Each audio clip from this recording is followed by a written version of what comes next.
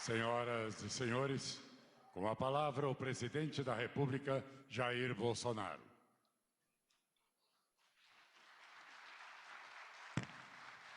Descobri agora que o Milton é de esquerda. Senhores e senhoras, boa tarde. É mais um dia ímpar em nossas vidas, porque quando se fala em educação, por que não dizer que falamos de vida? Só a fim de registro, né?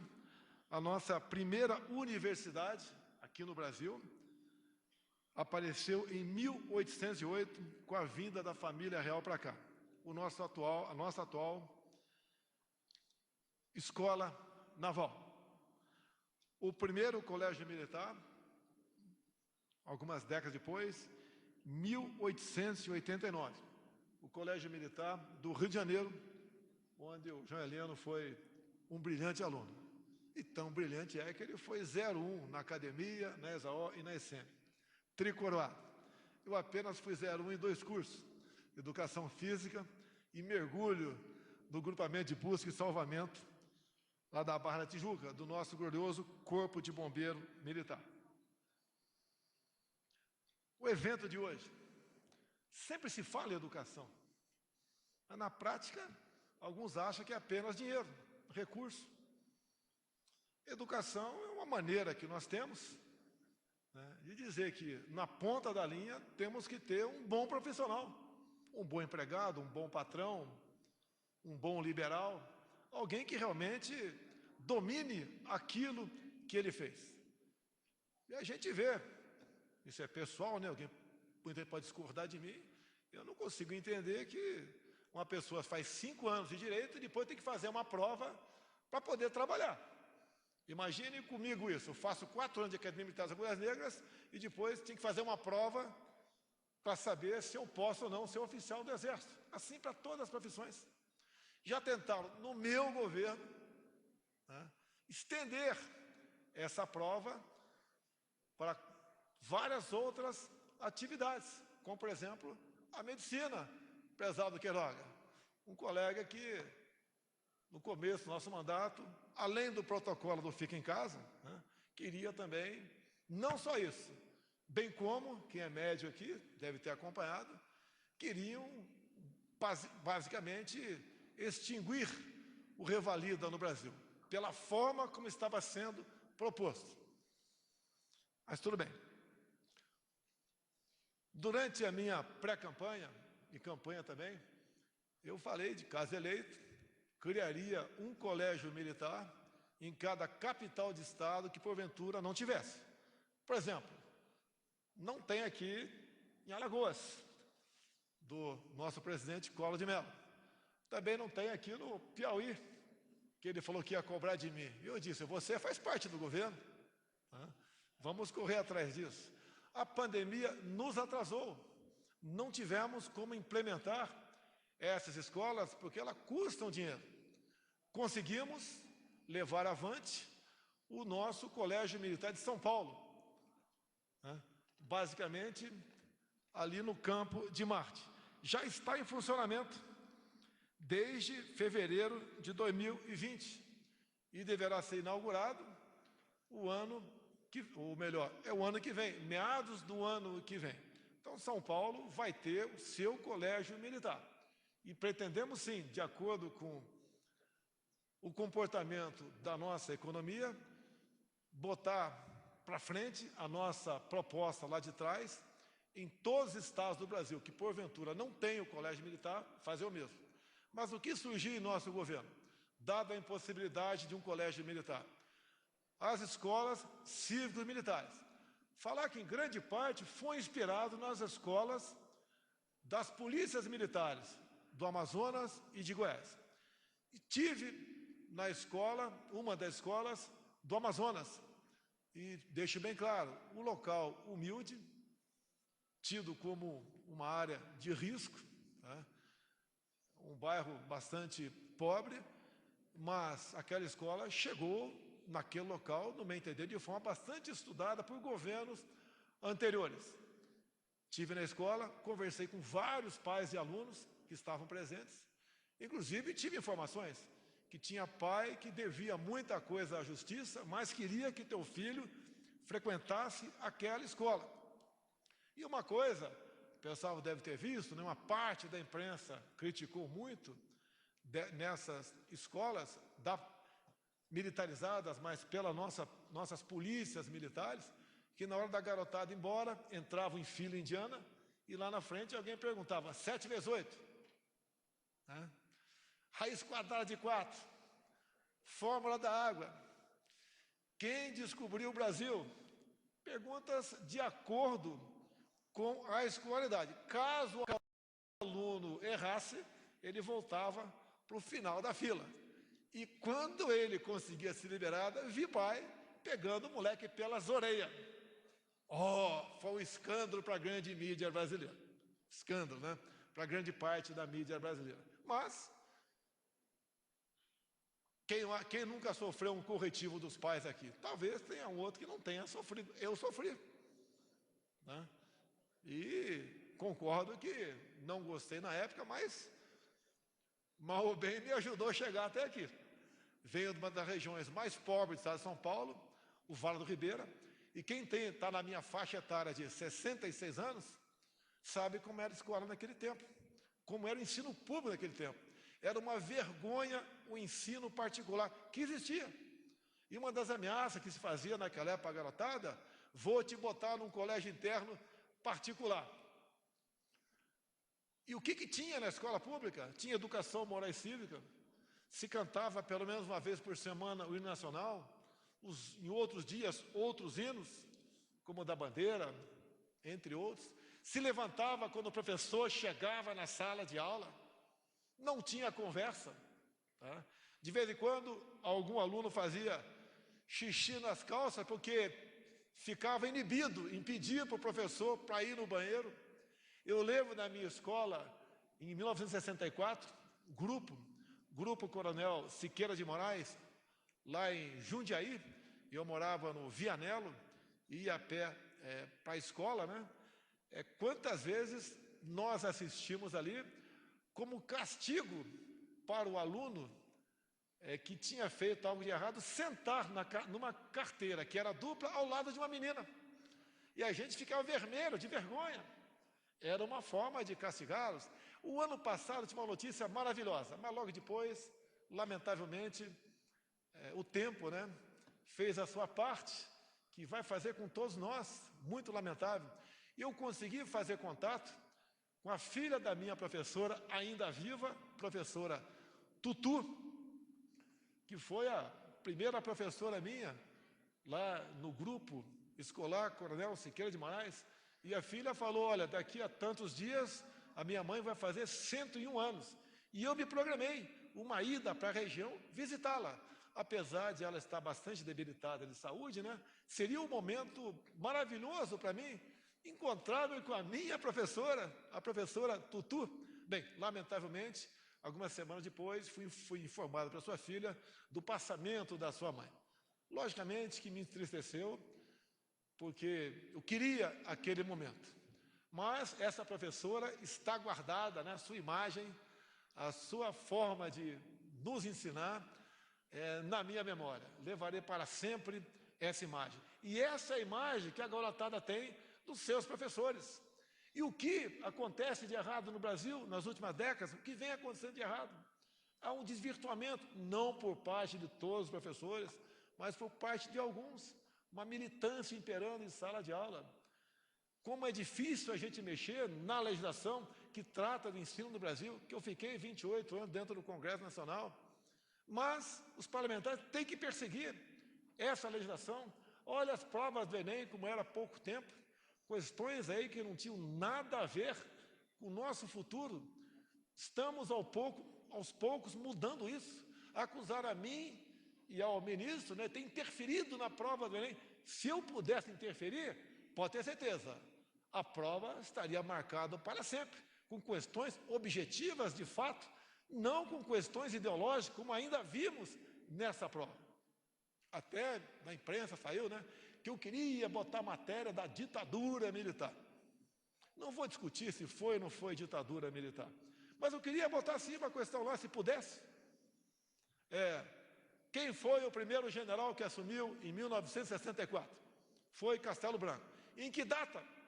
Eu queria botar lá, duvido que a imprensa acertaria, né, se fosse fazer a prova.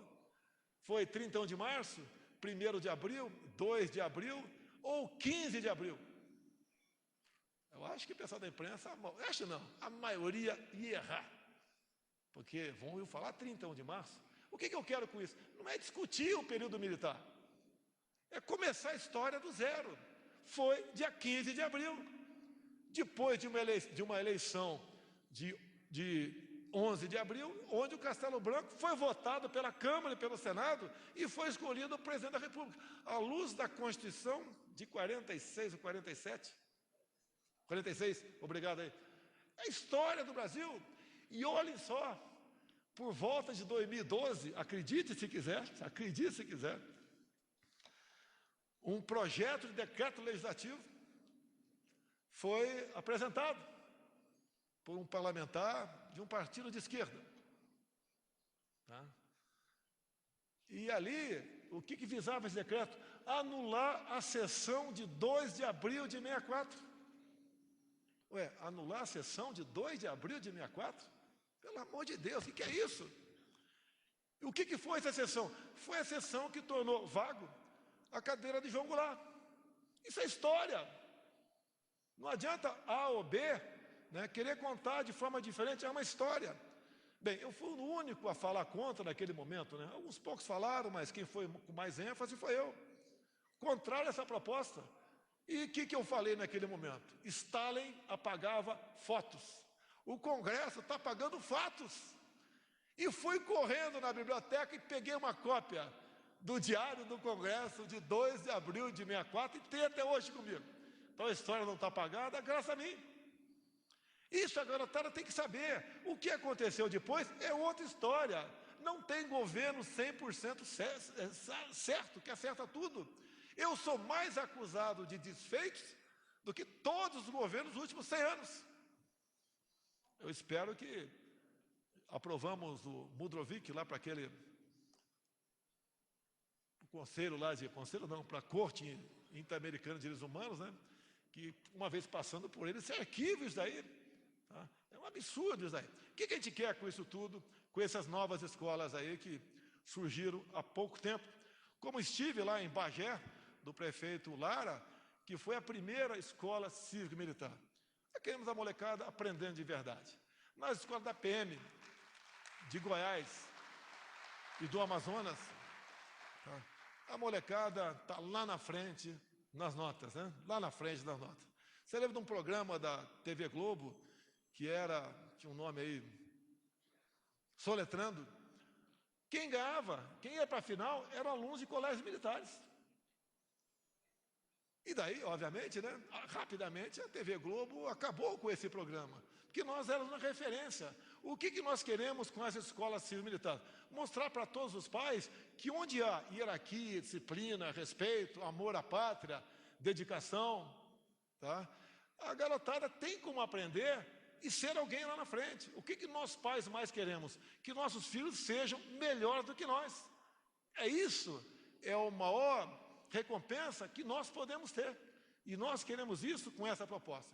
Para suprir, então, a dificuldade de criarmos colégios militares, apareceu a figura das escolas cívico-militares. Agradeço a todos os servidores do Ministério da Educação que trabalharam nesse projeto, que estão levando avante essa proposta. Hoje certificamos aqui 43 escolas e o ano que vem a meta é implementar mais 216 escolas cívico-militares. E concluindo, eu sempre falei aqui de Israel. Olha que Israel não tem, veja o que eles são. Veja que o Brasil tem o que nós não somos. Também agora mais um exemplo. Passei pelo Bahrein. É um país de 25 quilômetros por 30. Muitos municípios do Brasil têm uma área maior do que essa. Israel é menor que o menor estado brasileiro, que é Sergipe. E Bahrein, o que Bahrein tem? pouca coisa de recurso, quase nada, até num espaço desse tamanho, né, se exauria rapidamente os seus recursos, começaram a investir, há poucas décadas, em educação. Educação é coisa séria, não é lugar de se fazer militância política.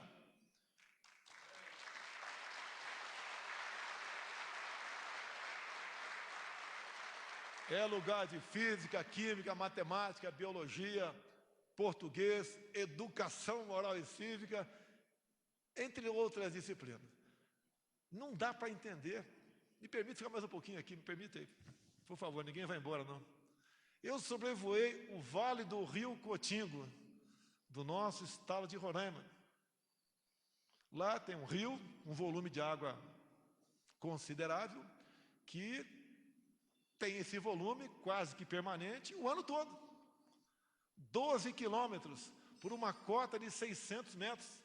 Depois, pousei na aldeia Frechal, Raposa Serra do Sol. O que eles pediram para mim? Primeira coisa é a internet. Não querem mais outras coisas. Internet em primeiro lugar. E pediram para nós, através de uma senhora, ou senhorita, devia ter uns 25 anos de idade, indígena, pediu, nós parlamentares, que aquele projeto que nasceu no Ministério das Minas e Energia, permitindo que os indígenas façam em sua terra o que um fazendeiro faz na terra vizinha deles, ele poder trabalhar a sua terra. Eles podem fazer lá, eles podem fazer ali naquela área, prezado Ciro, 4 ou 5 hidrelétricas. Não teríamos problema de abastecer toda a região norte e parte da região nordeste. Em vez de nós estarmos fazendo um grande sacrifício, conseguimos a liberação agora de fazer um linhão de Manaus para Roraima, podíamos estar fazendo de Roraima para Manaus. Agora, por que não se pode trabalhar por enquanto lá, lá no Rio Cotingo? Reserva indígena. Estamos com um problema sério de fertilizantes. Estamos trabalhando via Secretaria Especial do Almirante Rocha em alternativa para a crise do fertilizante. Mas temos potássio em abundância, onde? Na foz do Rio Madeira. E não temos como tirar potássio de lá, por quê? A área indígena. E pela procura de energia limpa no mundo, o que alguns países estão fazendo? Não estão, obviamente, investindo na velha energia, e a nova é mais cara. Em consequência, teremos sim, como já estamos tendo, redução de oferta de fertilizantes. Alguns falam que a agricultura brasileira é nota 10. É nota 9. Não é 10 porque nós não temos fertilizante no Brasil. Ou melhor, temos e não temos como explorar. Vamos enfrentar uma crise de desabastecimento, porque não podemos tirar o potássio na foz do Rio Madeira. Ninguém aqui é contra os indígenas. Olha aqui está o deputado Medeiros de Mato Grosso, Os parecis estão plantando já há aproximadamente 10 anos. Começam a plantar também os baiquiris, parte dos Yanomamis, parte dos tucanos, como tive nessa região toda. E o que eles querem? Eles querem aquilo que nós queremos. Eles querem liberdade. Liberdade para trabalhar a sua terra, trabalhar com dignidade. Eles não querem, quando se fala em garimpo, que o projeto permite-os a garimpar, eles não querem que continue roubando as suas riquezas minerais. Eles querem plantar. Se nós utilizamos por volta de 8% para a nossa agricultura, e eles têm 14% já demarcado como terra deles, se eles conseguir, através de vocês parlamentares, produzir em 2% da região deles, isso é um implemento muito grande para nós. Vamos tirá-lo do jugo da dependência do Estado. O que mais nós queremos no Brasil é não atrapalhar a vida dos outros, não atrapalhar a vida do empresário, não atrapalhar a vida do indígena, para que ele possa realmente trabalhar a sua terra, pagar imposto, em vez de nós pagarmos para ele. Se bem que as hidrelétricas do Rio Cotingo, espero que um dia seja possível isso, como foi possível o início do Linhão de Tucuruí, tá? Isso, ao se tornar uma realidade, além de sanarmos problemas energéticos no Brasil, dar dignidade aos nossos irmãos indígenas. O Brasil tem jeito, ninguém tem o que nós temos. O que falta para a gente sair da situação? Falta a união de todos nós, poderes executivo, legislativo e judiciário. Olhem, estão discutindo no judiciário um novo marco temporal. Se for aprovado isso, está empatado no Supremo 1-1, mas se for aprovado, nós que já temos uma área do tamanho da região sudeste, demarcada como terra indígena, teremos mais uma área equivalente à região sul, também como terra indígena. E pela localização geográfica dessas novas áreas, teremos uma área do tamanho de São Paulo e Rio, também inviabilizados por essa localização geográfica. Olha o risco que nós estamos correndo com essa votação no Supremo Tribunal Federal. Palpite como cidadão, com todo respeito ao Supremo Tribunal Federal. Era uma proposta para nem entrar em pauta. Ou se entrar em pauta, né, ser, hoje em dia, 9-1, pela sua rejeição. Eu vejo aqui os estados de vocês, aqui no Centro-Oeste, Mato Grosso do Sul, Goiás, vai lá para o nosso Paraná do Lupion. Como é que vão ficar esses estados com esse novo marco temporal? O que é democracia? Qual o espírito que nós temos aqui para nos unirmos no Brasil? Ninguém tem o que nós temos. Ninguém. Essa união não é difícil. É que eu falo para a imprensa de vez em quando, que me critica, né, todo dia. Ah, não está dando recurso. Olha, se o Brasil deslanchar na economia, você não precisa de recurso público. Não precisa de um presidente gastando bilhões por ano para que vocês se calem ou falem algo de verdade, além da data do jornal. É isso que nós queremos. A imprensa é extremamente importante. Por pior que seja, é importante. Se bem que tem um cara aí que quer regulamentar a mídia, né? E te vê a cara de pau do cara falando, ó, tem que ser com responsabilidade. Pelo amor de Deus. Para onde nós vamos? Tem milhares de pessoas melhores que eu pelo Brasil, mas no self-service que está aí, self-service, tá? Deve ter uns 12 candidatos. Só tem que escolher. Hoje eu falei, né, que é um self-service onde tem uns 8 produtos estragados. Levei uma reprimenda do presidente aí da Associação de Bares, Restaurantes, etc, etc. Poxa, tem que medir palavra para tudo. Eu me amarro em comer um pé sujo.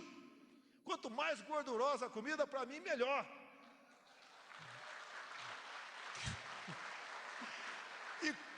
E como militar, né? Não é como militar. E como militar, eu só não como o que não tem. Como qualquer negócio.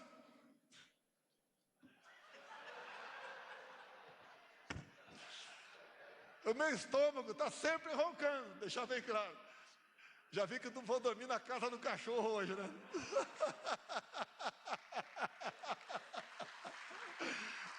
Pessoal, para quem acredita em Deus aí, né? Deus foi maravilhoso conosco. Fantástico. Não podemos reclamar de nada. Por vezes, estamos aí pisando em ouro e pedindo esmola. Hoje, com o presidente do Paraguai, com o nosso secretário da Pesca, Jorge Seife, fez mais uma explanação para ele e demos mais um passo. Olha o tamanho do lago de Itaipu. Nós queremos produzir tilápia lá. Estamos com problema, né? Por falta de aceitação do parlamento paraguaio. Agora, segundo o Marito, isso está sendo vencido e devemos conseguir a autorização, né, juntamente com o Paraguai, produzirmos tilápia lá no Lago de Tucuruí. Vai aumentar para nós 40% o volume de pescado no Brasil. Como é que se pode falar em passar fome nesse país? Meu Deus do céu. E do lado do Paraguai, vai aumentar em 40 vezes a produção de pescado deles. Ninguém pode falar em passar fome no Brasil com esse potencial que nós temos. De quem é a culpa? É nossa, é minha, é do Legislativo, é do Judiciário. Somos nós, autoridades, que devemos viabilizar a exploração daquilo que nós temos. Ninguém no mundo tem o que nós temos, ninguém. Falta muito pouco para nós sermos uma enorme nação. E passa pela educação. Não escolhi o Milton pela sua formação religiosa, mas ele é um pastor. Quem podia imaginar um pastor no MEC?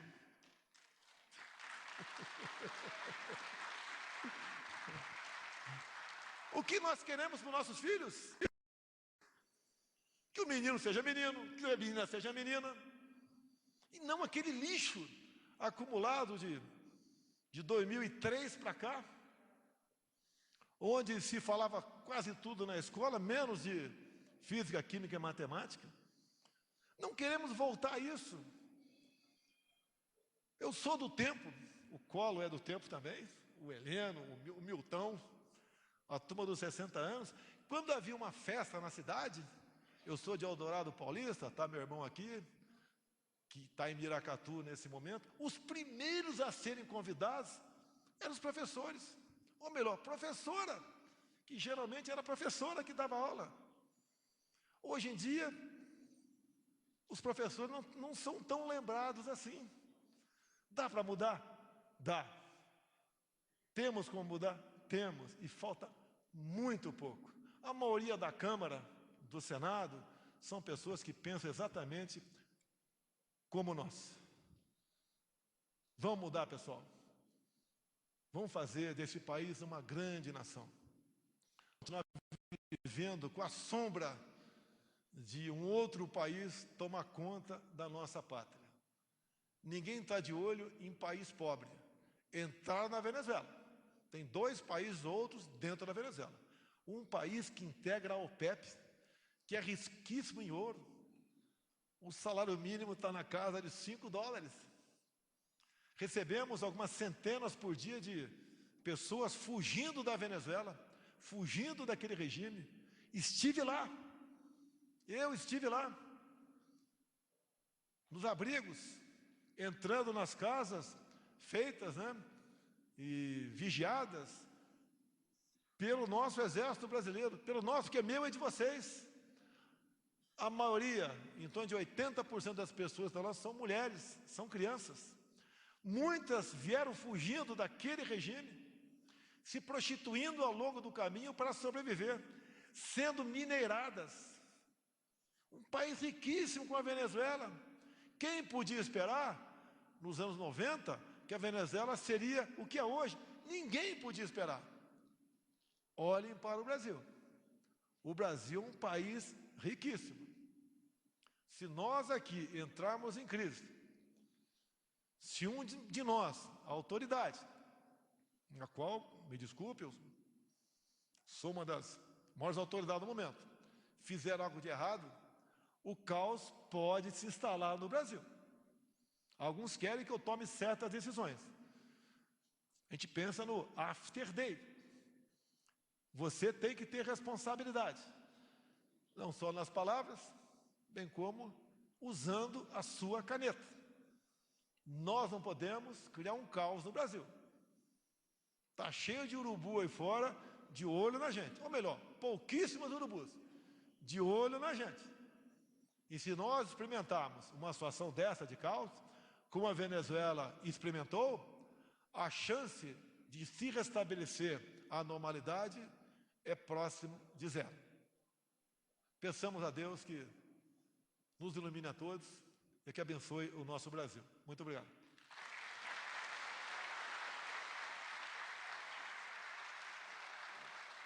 Está encerrada esta cerimônia.